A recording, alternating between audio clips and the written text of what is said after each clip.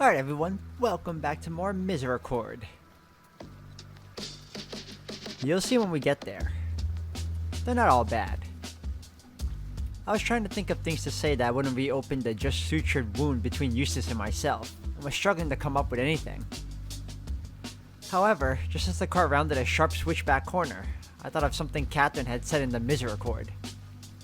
I hadn't dared to mention the assignment the Superior had given me for this excursion, but I reasoned that since Catherine herself had mentioned it to me while drinking, it wouldn't arouse suspicion.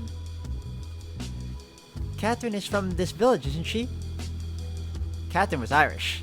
She means Catherine the First. Or Catherine with a K. Oh, silly me. Sorry. Anyway, yes, Catherine used to live in Limbarrow. She mentioned something about being run out of town. She seemed rather bitter about it. As well she should. I'm surprised she told you all this. But yes, it's true. We can't talk about it much. It's a fast way to put her in a rotten mood. I would feel the same. It's so unfair. Would it be prying too much to ask what exactly happened? She was quite vague about it. It's not our story to tell.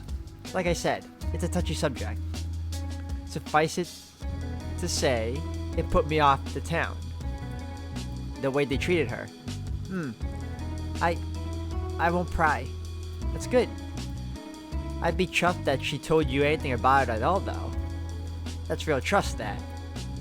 This line of questioning seemed to be a non-starter. I'd hoped, for a moment, that I could get my assignment completed before stepping out of the cart. A whiff of panic hit me as I realized that not only were my environment about to be completely unfamiliar, I was about to be surrounded by people. Strange, new people, who sounded like they were predisposed to dislike me. I did poorly enough navigating my own conflicts. Now, though, I would be forced to deal with a feud that sounded like it had been simmering for years. How long ago had Catherine been ousted from Limbarrow? How long before that had townsfolk resented the abbey up in the hill? I was inheriting a mess that may have well started before I was even born. The rest of our journey went without conversation. Eustace furrowed her brow and rested her chin on her hands, gazing out at the back of the car for the remainder of the trip. I couldn't bring myself to relax. That my asthma of indignance towards Eustace had more or less dissipated. Now, panic was setting in. I began to worry about falling out of the car and hurting myself. What if I got lost in town and Moira and Eustace were forced to leave me there? What if a particularly large crate fell on my head? What if I was set upon by strangers with murderous or lascivious intent? Excuse me. If I had to choose one of those scenarios, which was most likely, and which would be my preferred outcome. I was mulling over these ghoulish bits of calculus so intensely that I didn't notice that the car had stopped. Hedwig. We're here. Mara had stopped the cart next to a wooden post on the edge of a very muddy road. Ugh, I should have remembered to wear boots. I remembered. Mara finished tying the donkey's reins to the post and enthusiastically lifted her robe to show off her shoes. Wow, fancy. I didn't know there were any boots at the Abbey. They're a must once it starts snowing. Ask the Superior about it when you get the chance. Although, the ones we get typically aren't as posh as those. Heh heh heh. These were a gift. Lucky you. Hedwig, don't worry about the mud. Just get out of the cart. It looks really foul. Jump over here. It's not quite as mushy. I don't know. Just step down. It's really not that bad. I glanced between Eustace, whose robe was already getting muddy around the fringe, and Moira, who was enthusiastically gesturing at me from her position on a harder packed bit of road. Against my better instincts, I awkwardly positioned myself on the edge of the cart and... super jump. Wow. Miraculously, I landed on the sturdy bit of the road. My legs, clearly still weak from the recent bouts of sprinting, screamed at me to never do that again, and gave way almost immediately in protest. Luckily, Moira caught me. My head crashed into her shoulders, and we stumbled together for a few steps before regaining our footing. Sorry. Don't be. Who would have known that we had a little acrobat tucked away in that cell? Yes, very well done. Unfortunately, I'm going to need both of you to step back over here to help me with the fritters.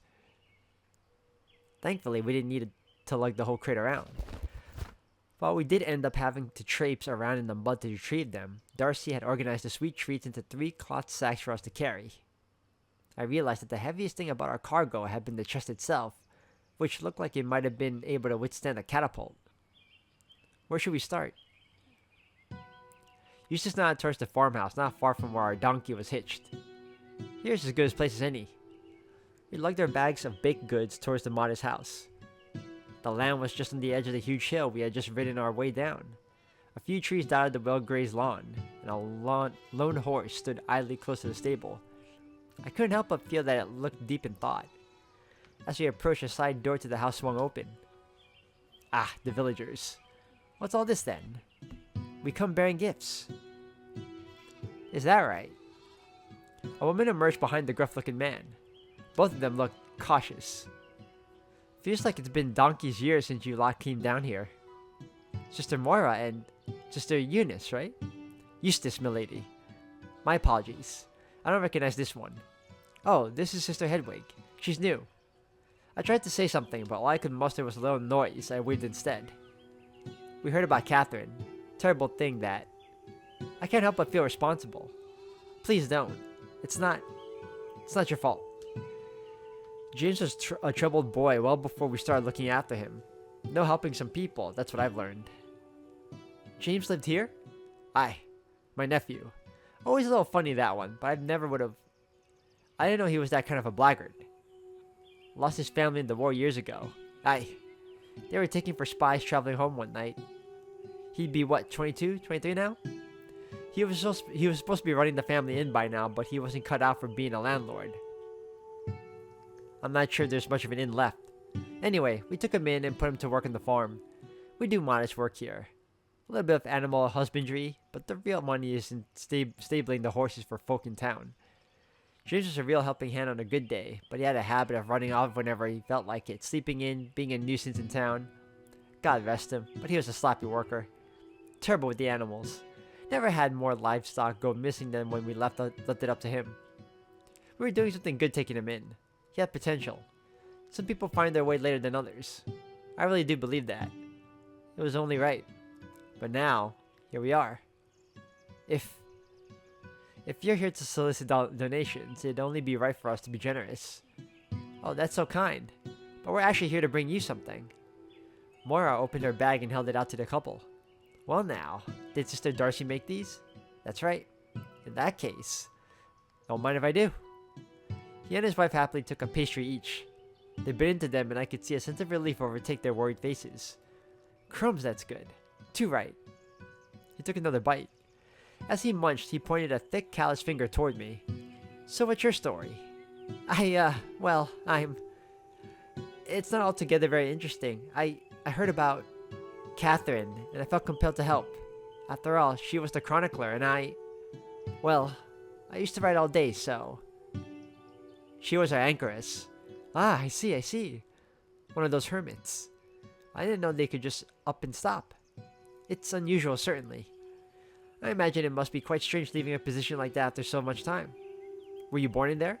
No. I was very young when I started, though. What's your favorite thing about being free? Oh, don't upset her. She was not free before. She wasn't not free before? It's an important job, isn't it? That's right. Oh, I don't mean to offend. Still, though. It must be very different to be out and about all of a sudden. Hedwig is taking a real shine to her new work. Yeah, she's really been putting her back into it. I couldn't tell if this was meant to be a jab at the altercation I thought we had just put behind us or not, but it irritated me all the same. Well, that's good to hear. I'm sorry I never made use of your services while you were anchored. Only it's quite a commitment getting up there and back. We had James make that trip more often than not. If there was one thing he was always good for, it was that. Mail supplies, that sort of thing, was always purview. I suppose he must have set his wicked sights on Sister Catherine. Maybe he was watching her this whole time. Best not to speculate. And don't blame yourselves. If it would make you feel better to make some sort of donation, I can let the Superior know. Not that we came here to solicit that sort of thing, mind you. Oh, no, of course not. Hope I didn't offend. No. It'd only be right. It'd only be right, yes. I wanted very badly to tell these poor people that I had spoken with James and that I was trying my very best to help him. Whatever joy the fritters had brought was nothing compared to the pain I could sense behind their rugged faces. They were delicious, by the way. Sister Darcy always was a talent. You lot should come down here more often. I agree. I suppose you'll be off to see the town now? Yes. Yes, hopefully we brought enough of these. I won't bother you for seconds then. Have a good day now, sisters. We all exchanged nods. Eustace led the way past the farm back toward the road. That went better than I had feared. Really? I'd rather get cupped than do that again. Those poor people. They were really very sweet. How horrible for them, though. I only meant that, I don't know, in the cart ride down I was half expecting to be met with swords and spears. Who says we won't be? We're not in the village proper yet. I stopped dead in my tracks. The buildings ahead of us loomed like some dark fortress gate, and I suddenly became very aware once again that I was further from my cell than I had ever been. Further than the hills. Further than the hospitalum. Oh, Eustace, don't scare her. Sorry. I'm just being glib. Are you ready, Hedwig? Hold on. I doubled over, still clinging to my bag of fritters. I tried my best to take deep breaths, but it was difficult. I was no longer in complete control of my faculties. Hedwig? You can do it, Hedwig. I'm so far from home. You have friends with you. It's alright. What if I just drove the cart back myself? I could send someone else back down with it to collect you. I've had quite enough for a day, I think. Do you know how to drive a cart and a mule? It's gonna be fine. Look, I was just grousing on the ride down. It's just silly personal drama. I probably made it seem bigger than it really is. At worst, it'll be a little awkward. You can handle awkward. Excuse me. I want to go back.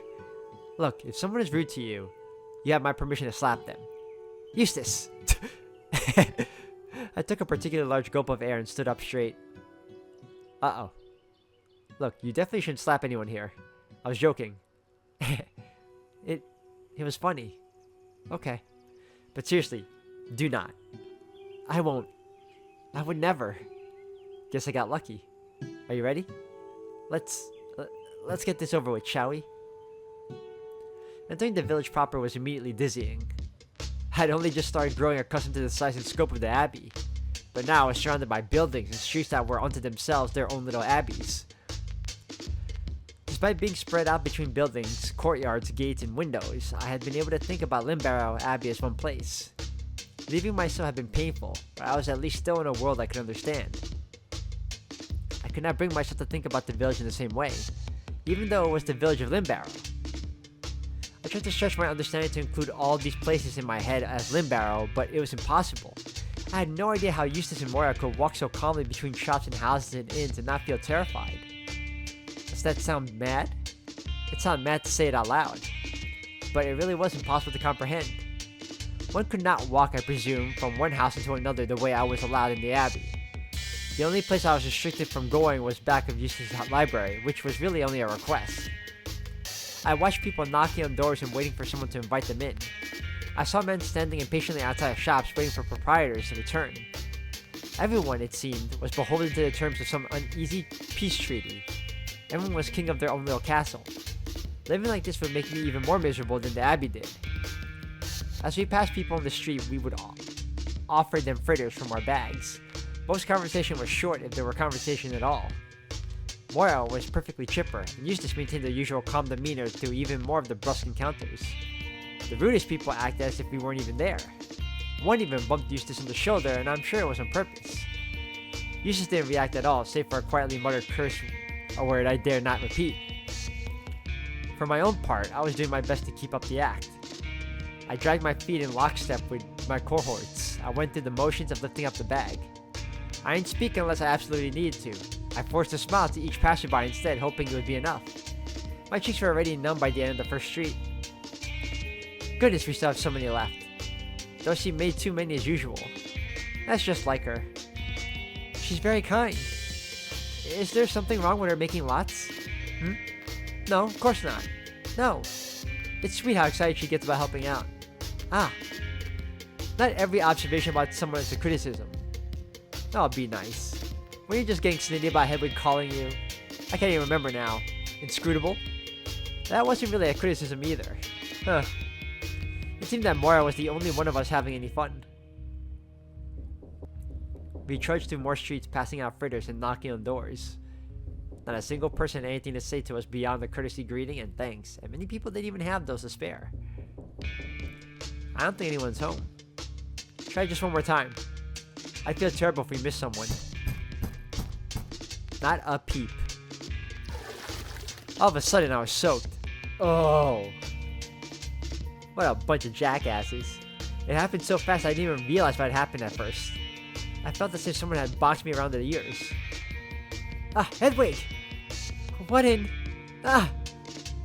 An unconcerned looking woman was looking down at us from the window above, holding a still dripping laundry bucket. My apologies, miss. I didn't see you three down there. Of course not. It's very easy to miss nuns at the door. Well, there's no need for sarcasm, miss. Neither Eustace nor Moira had gotten very wet at all. I, however, was covered head to toe. There was an unpleasant frosty smell coming from the water, and I realized that my bag of fritters was sopping wet as well. Would you like a fritter, madam? No thank you, miss. Of course, madam. We'll just be off then. Have a good day, miss. The woman retreated from the window without so much as an apologetic glance in my direction. Well, at least it was water. Here, Hedwig. Let me carry that. No. You're sure? You should throw that in our face. Eventually, we came to a square with several diverging streets. Eustace leaned against the wall, looking fed up. Moira looked as if she had finally noticed that Eustace and I were not as sociable as she was. Her pleasant smile morphed into an expression altogether more concerned. How are you two doing? I just want to get this over with. Yes, I've had quite enough of this, to be honest. Nobody seems to even care that we're here. Maybe it'd be best to just cut our losses and go home. We can't do that. No, that wouldn't be right. Why not? But both of you had horrible things to say about the people here on the way down. Not so loud. And with all honesty, I must agree with them now. And now you're dedicated to finishing a completely thankless task for them? Why? She has a point. I mean, I don't love the idea of telling the superior we gave up, but we really can't go back until we finish. Why not? Eustace. Moira motioned for Eustace to come closer and whispered something into her ear through her hood. Ah, right. I'm sorry, Hedwig, but we really need to do this job properly. I know it's difficult. What's going on? Nothing. It's really nothing. What kind of fool do you take me for? What did you tell her? Hedwig, why does nobody treat me with any sort of respect? Am I so difficult to explain things to? Would my fragile little mind simply burst if you explained whatever you told her to me as well? No, Hedwig, please. You're making a scene again. Moira took a step forward, positioning herself between Eustace and myself. Hedwig, I don't think you are foolish or difficult or anything like that. So what did you tell her? I can't say. The fury I had been nursing before the cart ride was back in full force, and this time I could not control it. I raised my hand and Moira flinched, but she stood her ground. I did not hit her, of course, although I would not like to dwell on how close I came. Instead, I jabbed a finger in her face to gesticulate angrily. So you're lying, then? No, Hedwig, don't. Oh, how like Alicia I felt. Not bald. But nonetheless belittled and insulted for things outside my control. I cursed Moira. I cursed Eustace. I cursed the whole town for all to hear. We need to get her back to the Abbey. This isn't healthy for her. But I hope Angela is right about bears. Huh? I said I hope Angela is right about bloody bears! I don't follow. Eustace was nonplussed, but Moira had pieced my admittedly cumbersome insult together. Tears were rolling down her cheeks. You really don't mean that, Hedwig. Her sniffling caught me off guard.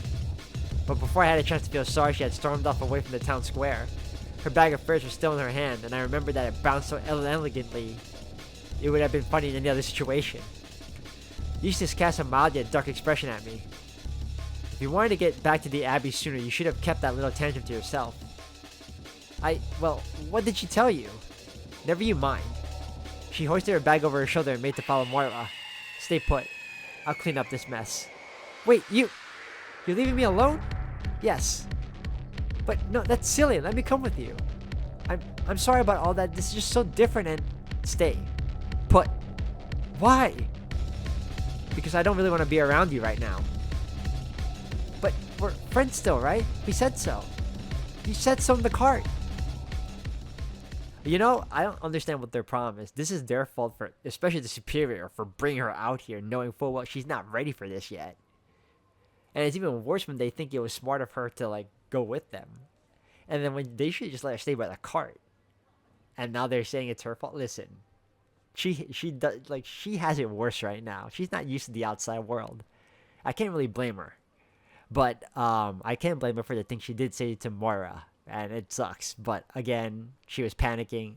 You know, it's a lose-lose no matter what. I was left all alone in the town square, my frock still dripping mildewy water onto the cobblestones. I let the wet sack of food fall to the ground and sat down on the low wall. I gripped the bricks, digging my fingernails into a hard stone and biting my own lip, trying not to cry. Was my behavior so out of line? In my opinion, no. I deeply regret upsetting Moira, but I had withstood just about enough for one adventure. I was in a strange place where strange things were happening to me, and now I was all alone. Every now and then, one of the townsfolk would walk through the squares, but they paid me no mind. A dog wandered over to me and I froze. I'd never seen one before. I recognized it instantly, but I was scared stiff. Even if it was a farm animal, I couldn't help but notice its sharp teeth and animal eyes. Shoo, I'm not food. The hound ignored my pleas and instead began snuffling around my legs. I held my breath as rudely prodded my stomach with its snout all of a sudden. Please, please, please go away. I yelped as the creature drew itself up on its hind legs and rested its front paws on my knees. Not daring to move in case it felt like tearing me to pieces, I whimpered as it continued sniffing. After a genuinely harrowing handful of moments, it finally decided I didn't seem all that tasty and returned to the ground, but not before licking my face for good measure. I was relieved that I was spared from becoming its dinner, but... Come now, why are you laughing? I was frightened. I could have been eaten. Oh, really now? Anyway, the beast turned its attention to the sack of fritters on the ground. I suppose that I had smelled those first and had been looking for them the whole time it's been assaulting me, but nonetheless, it gave me an awful fright. Even still, I felt the creature deserved better than dirty fritters. Leave those alone. They're all foul and soggy. The dog paid me no mind and wrestled with the sack until the contents spilled out onto the stone. Immediately, the dog began scarfing down huge bites of sodden pastries, which were quickly becoming one big messy blob. Don't... I suppose I had no reason to stop it. At the very least, it wasn't eating my face. Does that not bother you? Is there nothing better for you to eat? I reasoned that the dog probably had no reason to care that the food was soaked through with dirty water. I sat and watched it eat. It was deeply unpleasant, but I couldn't look away. Moist crumbs fell off its mouth as it chomped loudly. The same food was being lapped up over and over. Eventually, however, the laundry water seemed to win. The dog made a shuddery, spasming motion that made me flinch reflexively. I was unsure if it was about to wheel around to attack me. Instead, it made a ghastly hacking sound. Half chewed up slop poured out of its mouth. The fetid mound of ruined pastry grew ever larger. Yet it kept eating. It paid no mind to what assuredly must have tasted even worse after coming out then before it went in. Had this creature been a man, I would have begged him to stop. All I could do is watch it continue to regurgitate and reconsume the horrid slop the sweet pastries had become. And then I heard the sound of trumpets. Whoa, hey, don't run over the dog. A mule in the wooden cart had arrived in the square town. The town square. The square town. No driver sat in its front seat. A wooden pole sat in place of a rider, reaching up into the sky. I moved my gaze up to the pole to see that a large flag or perhaps a kite was drifting idly in the midday breeze. I held my breath as the cart passed me by. Another cart passed me by, and then another. Each flying a new color, a different flag, a new kite. They drove in circles around the square.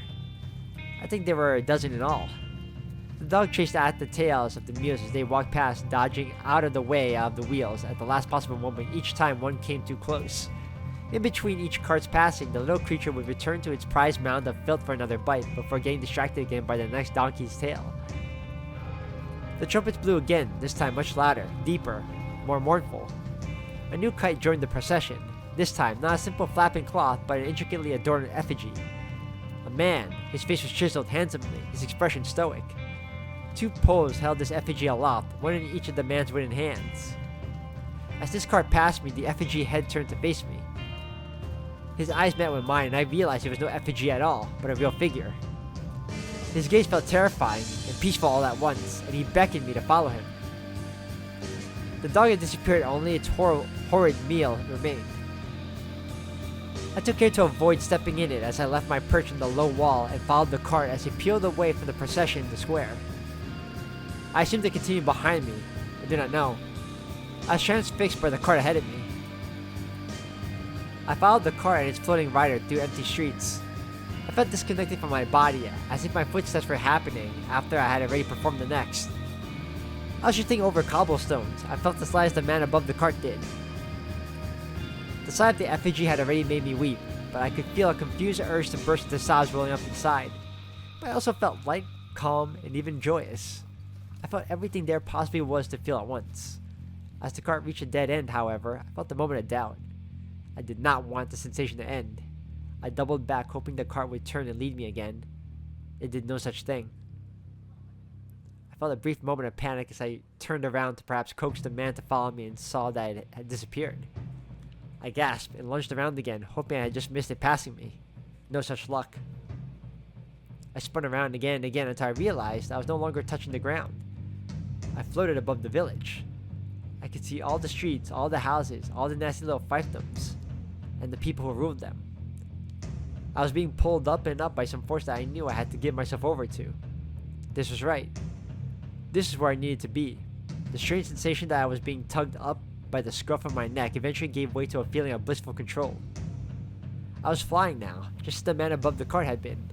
I was flying higher, in fact, and all the people below me could see what their cruelty and indifference had wrought. My ascendance, their abandonment. But then I had felt that hand around my neck again, firmer this time, more assertive. I was dragged by the throat the rest of the way up to my destination. A plateau above the village overlooking the lake. I struggled to breathe. My breath was ragged. I begged with whatever it was that held me to let me go. Eventually, I was flung to the grass. I fell on my back into the cold dew, my head crashing against the dirt. I felt a ripple of pain emanate from the back of my skull all the way out through my whole body. I could not move anymore. I stared into the clouds. They were a deep gray, heavy with rain. They covered the sky almost completely save for a bright spot growing brighter above me. The clouds parted and the man I had followed appeared between them. He was gigantic, magnificent, terrifying. His piercing stare kept me pinned to the ground. The trumpet sounded one final time. The man finally blinked with a slow and regal grace. He withdrew between the black rain clouds that flanked them. It began to pour. I was all alone. The name of the star is Wormwood. Interesting.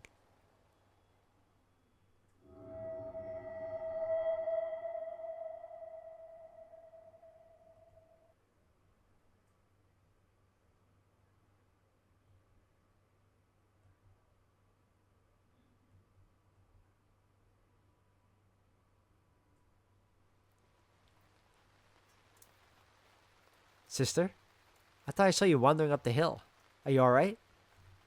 You'll catch a cold if you stay out here too long. Come on, up you get. No. What's gotten into you?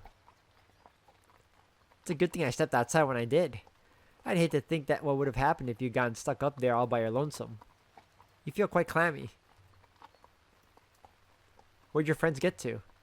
Did you get lost? You were the new one, eh? Easy to do around here. I still have to second guess myself sometimes if I wander further than the inn. We can send you up to the abbey once you're warmed up. Are you hungry? I told the wife we have a guest.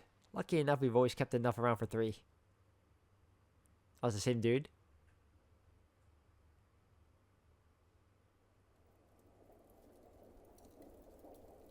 Here you are. Well, eat at your own pace. You should eat though. Climbing that hill all by yourself, that's hard work. In those shoes, no less. Did something happen? She looks quite dazed. Miss... Sister? Did someone get rough with you? Or did you have a fall, perhaps? I imagine it'd be easy that the path has been taken care of in donkey's years. Is there anything we should tell your abbess? Eat up, dear. This is not on. If one of those towny bastards mistreated her, they won't hear the end of it. She's shaking her head. Thank God for that. Do try to eat something. Whatever happened has clearly rattled you. Catherine? The dead woman? Excuse me. No. No, she means... Our Catherine. Birthmark on her face? if you say so. I'm rubbish remembering that sort of thing. The tall woman from the estate. You remember. Ah, so she really did take the vows. Well, I'll be. Yes, she lives in the abbey now. I could not bring myself to look at them.